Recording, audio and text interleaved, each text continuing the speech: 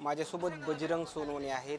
पूरग्रस्त भागाची पाहणी केली आहे आणि आत्ता ते माझ्यासोबत आहेत. शिरसाळा ते पोहनेर इथपर्यंतचा टप्पा तुम्ही पार केलेला आहे.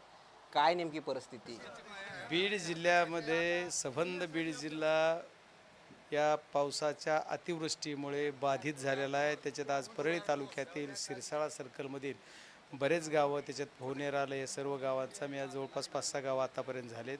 ह्याचा दौरा करतोय. एवढी वाईट परिस्थिती, शेतकऱ्यांसाठी मायबाप सरकारच्या वतीनं मदत यावी याची अपेक्षित शेतकरी आहे. आज शेतकऱ्यांसाठी शासनाने पंचनाम्याच्या बाबतीत मी सर्व शेतकऱ्यांना सुद्धा आपल्या माध्यमातून सांगणार आहे की सरसगट पंचनामे, आता पंचनामे हा विषय राहणार नाही, सरसगट मदत मिळणार आहे.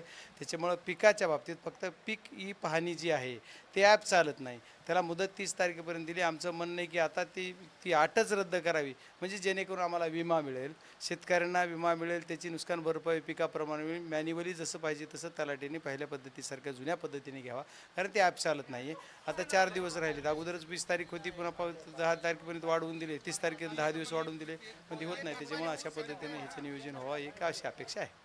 इकडं पहिलं गेलं तर ज्या रस्त्याने तुम्ही दौरा करतायत, ग्रामस्थ म्हणतायत की रस्ते खराब झालेत किंवा गुत्तेदारांनी बोगस कामं केलीत, आणि दुसरीकडं तुम्ही म्हणतायत की याची नोंद वगैरे करून घ्या आपल्या पंचनाम्यामध्ये. माझ्याकडं मी नोंद करून घ्यायसाठी सांगतो की लोकांनी जे काय घराणं मांडलं आहे त्याची नोंद आपल्याकडे असली पाहिजे. त्याच्यावर काय आवाज उठवायचा, शासन दरबारी कुठं बोलायचं हे आपल्याला माहीत असलं पाहिजे. त्याच्यामुळे मी माझ्याकडे नोंद करून घेतो की काय लोकांची मागणी आहे. बघा, मला लोकांनी निवडून याच्यासाठीच दिलं आहे की मी काहीतरी काम केलं पाहिजे, आणि जे लोकांची अपेक्षा आहे ती पूर्ण करण्यासाठी उगाच हवेत चालणार नाही. की ज्या गोष्टी की जे चुकीच्या पद्धतीचा रस्ता झाला हे लोक सांगतायत. आता तो शिरसाळा ते पोहनेर रस्ता हा 12 कोटी रुपये उचलून त्याचं काहीच जरी असली एवढी दुर्दैवी अवस्था असेल तर मग काय विकास आहे. तर या बाबतीत या गोष्टी आज या पूर पाहणीच्या विषयी हा विषय नाही आहे, तरी पण लोकांची तीव्रता एवढी प्रचंड आहे, ती लोकांची नाराजी एवढी प्रचंड आहे.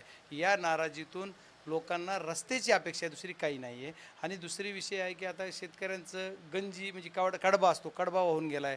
जे बरंच प्रचंड, कुणाचे जनावर वाहून गेलेत, कुणाच्या शेळ्या वाहून गेल्यात, कुणाच्या कोंबड्या वाहून गेल्यात. या प्रत्येकाला मदत मिळते. ज्याच्या वाहून गेल्यात त्याचे पंचनामे करा, त्याच्या अगोदर रिपोर्ट करा. रिपोर्ट करून पंचनामे 4 दिवस उशिरा जाऊ दे, पण रिपोर्ट गेला पाहिजे. माझं समजा एक कुटुंब आहे, या कुटुंबातलं हे झालं, हानी काय झाली याचा रिपोर्ट आज शासनाकडे झाला पाहिजे, म्हणजे शासनाला अंदाज येतो की काय करायचं. अशी परिस्थिती. नदीवरले बंधारे पण वाहून गेलेत. पूर्ण सिच्युएशन पाहता काय बोगस कामं झालेत असा काही अंदाज? पाणीच एवढं प्रचंड होतं व प्रत्येक गोष्टीत आपण कुणावर तरी विरोधी पक्ष म्हणून ठिपका ठेवणं चांगलं नाही आहे. पाणी एवढं प्रचंड होतं, पाण्यानं प्रवाह बदलला, नदीचाच प्रवाह बाहेर आला. नदी पात्र 1-1 किलोमीटर बाहेर निघालं पाणी. 1 किलोमीटर, 2 किलोमीटर, 3 किलोमीटर. बीड जिल्ह्यामध्ये 3 नदी आहेत, एक सिंदफाना, एक मांजरा आणि एक गोदावरी. तिन्ही ठिकाणच्या नद्या एवढ्या प्रचंड भरून वाहत आहेत. तिन्ही नदीनं पात्र सोडलेले आहे. त्याच्यामुळे प्रचंड नुकसान आहे. या नुकसानाची भरपाई शासन करूच शकणार नाही, पण आम्ही रिपोर्ट करून जेवढं शक्य होईल शासनाकडून तेवढं घेणं आहे. काही ठिकाणी गावं बाधित झाले, जिथं की कुटुंब बाधित झाले, त्यांना पुनर्वसन, बरेच विषय आहेत. या सर्व विषयाचा विस्तृत असं मी माहिती दिलेली, मीडियाला पण सगळं बोलेल. पण लोकांनी आणखीन एक प्रश्न उपस्थित करतो. परळीमध्ये ज्या सरपंचाचा अपघाती मृत्यू झाला आहे त्या कुटुंबाला सांत्वनपर भेट दिली, मात्र ज्या कंपनीच्या माध्यमात म्हणजे यश कन्स्ट्रक्शन जी परळीमध्ये काम करते, वारंवार अशा अपघाताचे प्रमाण जे आहे ते त्यांच्याच माध्यमातून मोठ्या प्रमाणामध्ये होते. काल पण जो आहे तो तसाच अपघात झाला. नाही, ठीक आहे. आता त्या ड्रायव्हरची चूक आहे, एस कन्स्ट्रक्शनची चूक आहे, ते ही जग जाहीर आहे, कारण तो व्यक्ती एक्सपायर झाला आहे. 3 माणसं, मोटरसायकल, म्हणजे एक लहान बाळ होतं, हे म्हणजे ते 7-8 वर्षाचं. अशा 4 ते 5 प्रकरण आहेत. बऱ्याच घटना घडल्या. तुम्ही म्हणताय त्या कंपनीला सुद्धा मी फोन लावून त्यांच्या ह्यांना सांगितलं किंवा यांना मदत करा. ते ठीक आहे, बोलले करून करतो मदत. आणि कोर्टातून पण जी काय मदत होईल ती त्यांना होईल अशा पद्धतीत त्यांचं पण. आता ती दुर्दैवी घटना, अशी घटना कुणाच्या घरात घडायला नाही पाहिजे, घडली. एक तर करता माणूस गेला, त्याची पत्नीला खूप लागलं, एक लहान मुलगी पण होती त्याचे. असे 3 जण होते ते, म्हणजे 3 जण म्हणजे मायनर, म्हणजे मेजर नव्हते 3 जण, एक मायनर होती, ती मुलगी छोटी होती. त्याच्यामुळे त्याच्यात मदत मिळाली, त्यांना काही ही नाही आहे. बस त्यांचेच एक इंजिनियर जे आहे ते त्यांच्याच वाहनानं अपघात झाला आहे, टिप्परनं, अशी प्राथमिक माहिती समोर आली. मात्र त्यांना आणखीनही मदत वगैरे जाहीर केलं नाही असं देखील माहिती मिळाली. याची सर्व गोष्टीची माहिती घेतली पाहिजे, माहिती घेऊन बोललं पाहिजे. अननेसेसरी काहीतरी चुकीचं बोलणं बरोबर नाही आहे. मला माहिती मिळू देत, मी त्याच्यावर बोलेल.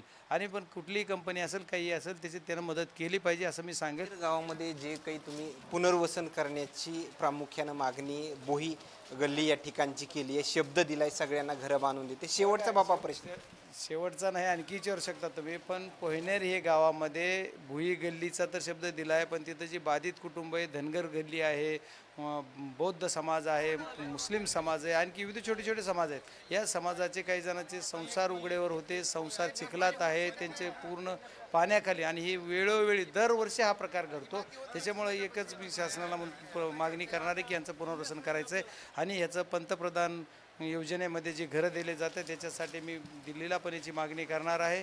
पण जर समजा उद्याच्याला कमी जास्त झालं तरी शासन दरबारी महाराष्ट्र शासन असेल काय असेल, इथून आपण ही घरं कसे उभे करायचे ह्याचं मी नियोजन करणार आहे, त्यांचं पुनर्वसन करणार आहे. काळजी करू नसावी. धन्यवाद. हे होते बजरंग सोनवणे यांनी. आज जो परळी दौरा होता, पूर परिस्थितीच्या पाहणी दरम्यान त्यांनी कोणत्याही प्रश्नाला बगल न देता प्रत्येक प्रश्नावर त्यांनी उत्तर जे आहे ते आपल्याला या ठिकाणी दिलं आहे. मात्र आणखीन काही नवीन अपडेट्स त्यांच्या दौऱ्यादरम्यान मिळतील का हे पाहणं तेवढंच महत्त्वाचं ठरणार आहे. कॅमेरामॅनसोबत सूर्य मीडिया, परळी.